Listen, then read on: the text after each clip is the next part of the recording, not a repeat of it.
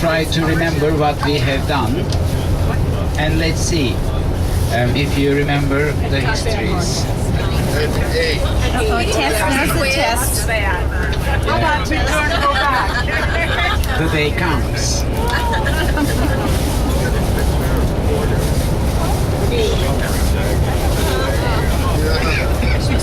Today, bugün ayın kaçı? 29'u değil mi? Today is 29th, right? Of November. You arrived on, I think it was 29th of November. This is 19th of November. We met each other at the dinner at the hotel in Istanbul, and it was a Friday, right? Yes, it was a Friday. Then on Saturday we had the Istanbul sightseeing tour, which was an optional tour. We went to Topkapı Palace, right? You remember? And all others who didn't join the tour, I assume you went these sites, right? Everybody saw Topkapı Palace, Hagia Sophia, and Blue Mosque in Istanbul. And the cistern. And also the cistern, and also the hippodrome, right? Then the Grand Bazaar and the spice market. A pretty long list for a day, actually, to do in one day, to cover in one day in Istanbul. This was the first day of the trip. But then on Sunday morning we came together, all together again, and with an early departure, which was 7 o'clock if I am not wrong, right? We left Istanbul, and we for which city? Do you remember? Çanakkale, for Çanakkale.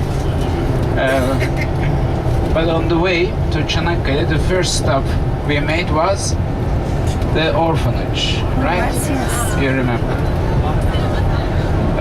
It was the orphanage where we met a German man.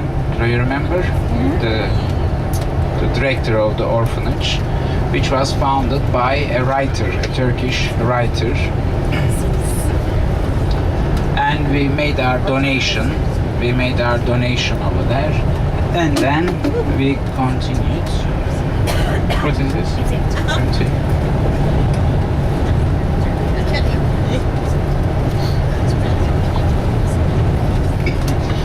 Then, driving along the north coast of Marmara Sea, we continued to a province called Tekirdağ, where we had a coffee break. After this coffee break, we continued westward to a point very close to the Greek border of Turkey. Then we turned south, and very close to a town called Gallipoli. We had a lunch break, and after the lunch break we went to the town, you may not remember the name, Eceabat, just across Çanakkale, where we took the ferry. Do you remember? Yes. How the last minute we Yes. catch the ferry. Then yes, we crossed the Dardanelles, right? So this was the moment that we left Europe and we stepped in Asia Minor, right? This is how we began to discuss the history of Asia Minor with a definition, geographical definition of this. And we saw also the Gallipoli Peninsula. And what was the big main story of Gallipoli we made on the en route? The war, right? The first war. We saw the battlefields of the first war of 1915. Then less than half an hour ride took us to Asia Minor of Çanakkale. Then we went to Troy, right? Do you remember Troy? Yes. As always, we were lucky. It was a good weather, a late afternoon, and there were very few people other than us. It was a good sightseeing, in my opinion. Then we saw the Trojan horse right at the entrance. Then I took you to the side. Do you remember the walls? Oh yeah. And one thing, for instance, I told you that a very nice importance of Troy was not only the being the site of the big mythology of the Trojan War of Iliad, but as an archaeological site it is quite impressive, because we said that there is not one Troy but there are 9 different Troys, right? Superimposed on top of each other, slice by slice, making this whole cross section of. And we said that the first Troy was from which time? Do you remember? 300. Make a guess. 3000 BC. 3000 BC. And the last one we said was the Troy, right? And we said that we have a cross section of 3,500 years of an uninterrupted human settlement in Troy. This is impressive, ladies and gentlemen, okay? There is no other place have you seen on your travels like this, okay? 3,500 years continuous settlement is unbelievable thing, okay? And this is what we saw over there. Then we said that one of these 9 Troys is maybe more important than the others for poetic purposes, because this was the Troy mentioned in Iliad. And this Troy was which number? Do you remember? 6, thank you. It was the Troy. What did I miss? Plus 2, 6. Yeah, plus or minus 2. This is the Troy 6, which do we remember the date of Trojan War? 1250, right? 1250 BC. That means this Troy 6 is from 1250. And for this Trojan War thing, we said that this is in this reading of the ancient Greek history has an important place, because we take it as if the big Greek exodus from Crete, from mainland Greece, began after the Trojan War. The rest of the world was Hellenized after the Trojan War. Then we went to a hotel on the Dardanelles, and in front of the hotel we saw another Trojan horse of the movie, right? You remember? For one night, and the following day we left Çanakkale here to go all the way down to Kuşadası. Yes, to Kuşadası. A pretty long drive it was. 250 miles we drove that day, and with one sightseeing on the way. Where did we go? Pergamum, right? We went to Pergamum. We left again early, and we tried to do the sightseeing before lunch, as you remember, right? We went there around 11 to finish it around 1:30, something like that. We had a late lunch break around 1:30. And do you remember the cable car? To climb to the top. Then that day, I think I told you that the time, the different historic epochs after the Trojan War, right?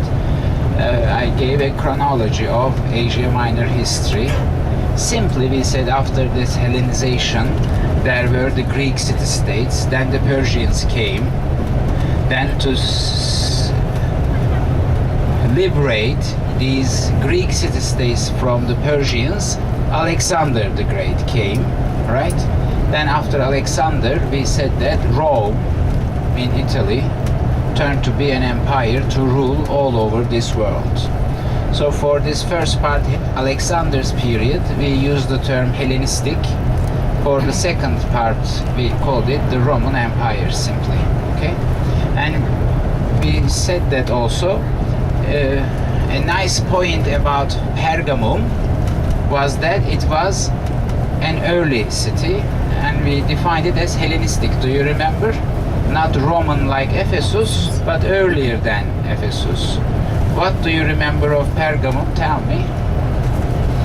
We climbed the path, and I took you to the empty ground. Do you remember? Athena temple ruins and the library. We saw the library over there. And from the edge of this little area, courtyard, we looked down to see the ruins of Zeus temple. Do you remember? I had the pictures of this to show, and I thought that this is now in Berlin, right? The Zeus temple. We saw the library. We talked about the library. Do you remember how important it was, how big it was after the Library of Alexandria? And this is Hellenistic. That means between 300 BC and Jesus. Then I'm sure you remember the temple, right? It was a good temple, huh? The white marble temple which was restored, right?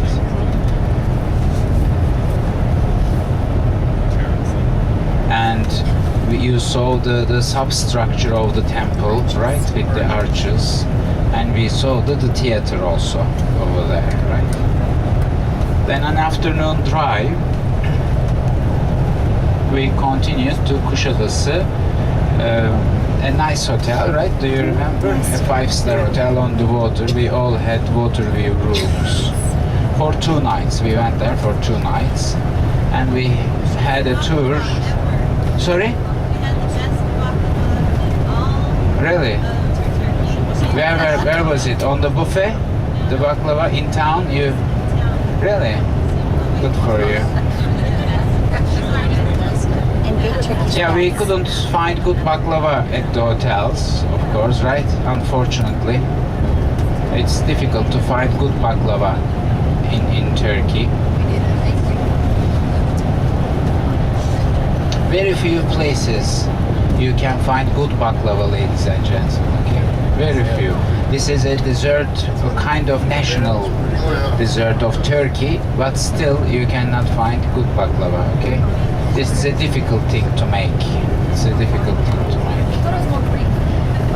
No, baklava is very Turkish actually. Even Syrian. I mean, this is Eastern Turkey. Okay. Baklava is Eastern Turkey, and the very center of baklava in Turkey is here. This is the river Euphrates. Okay, this is a town on the river Euphrates where you find the pistachio orchards. Okay, one main ingredient of baklava is, of course, pistachio. Okay, so you find it where pistachio is. Okay, so baklava goes with pistachio. You can replace it with walnut, but this is a lesser baklava, right? So, and pistachio is the nut of the river Euphrates. Okay, you don't find this in Greece or in Western Turkey, like olive, right? This is the plant here is olive, but pistachio needs a different, very distinct, special climate to grow. It is a difficult tree, ladies and gentlemen. Okay, have you seen a pistachio tree? It is not a big one. Okay, a little bit smaller than this, the olive, and the stem is much smaller, thinner than the olive, and it goes maybe like this. I mean, to 6-7 feet. Though it can grow like an umbrella. Okay, the branches are pretty tough, difficult to break, and it takes very long for this to mature, to yield fruit. So you it almost takes 20 years for a pistachio tree to come to full yield. Okay.